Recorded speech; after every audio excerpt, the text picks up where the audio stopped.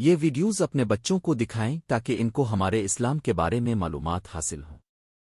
بارش کے وقت کی دعا قبولیت کا خاص لمحہ۔ بسم اللہ الرحمن الرحیم۔ بارش اللہ تعالیٰ کی عظیم نعمت اور اس کی خاص رحمت ہے۔ جب آسمان سے پانی برستا ہے تو صرف زمین ہی سیراب نہیں ہوتی بلکہ دلوں کی سختی بھی نرم پڑنے لگتی ہے۔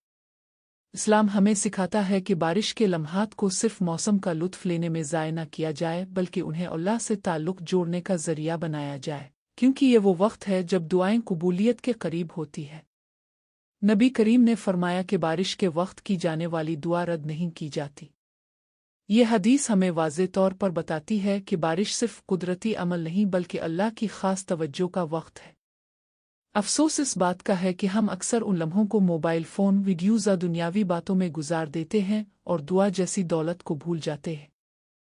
رسول اللہ جب بارش دیکھتے تو یہ مختصر مگر بابرکت دعا پڑھتے، یعنی اے اللہ، اس بارش کو نفع بخش بنا دے۔ یہ دعا ہمیں یہ سکھاتی ہے کہ مومن ہر نعمت کے ساتھ اس کی بھلائی بھی مانگتا ہے، کیونکہ بعض اوقات نعمت اگر خیر کے ساتھ نہ ہو تو آزمائش بن جاتی ہے۔ احادیث میں یہ بھی آتا ہے کہ نبی کریم بارش کے قطرے اپنے جسم پر پڑنے دیتے اور فرماتے کہ یہ بارش ابھی ابھی اپنے رب کی طرف سے آئی ہے۔ یہ عمل ہمیں یہ سبق دیتا ہے کہ بارش اللہ کی تازہ رحمت ہے جس کا احترام بھی ہونا چاہیے اور شکر بھی۔ بارش کے وقت انسان کا دل ویسے ہی نرم ہو جاتا ہے۔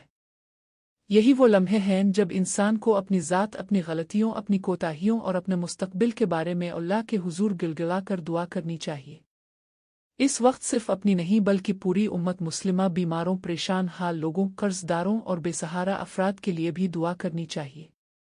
اگر ہم چاہتے ہیں کہ ہماری زندگی سے پریشانیاں کم ہوں، رزق میں برکت آئے اور دلوں کو سکون نصیب ہو، تو ہمیں بارش کے ان لمحوں کو غنیمت جانا ہوگا۔ ممکن ہے یہی وہ وقت ہو جس میں کی گئی ایک دعا ہماری پوری زندگی کا رخ بدل دے۔ یاد رکھیے، جب رحمت آسمان سے اترتی ہے تو وہ صرف زمین کو نہیں بھگوتی بلکہ ان دلوں کو بھی زندہ کر دیتی ہے جو سچے دل سے اللہ کی طرف رجوع کر لیتے ہیں۔ اس طرح کی مزید ویڈیوز کے لیے ہمیں لائک کریں اور ہمارے چینل کو فالو کریں۔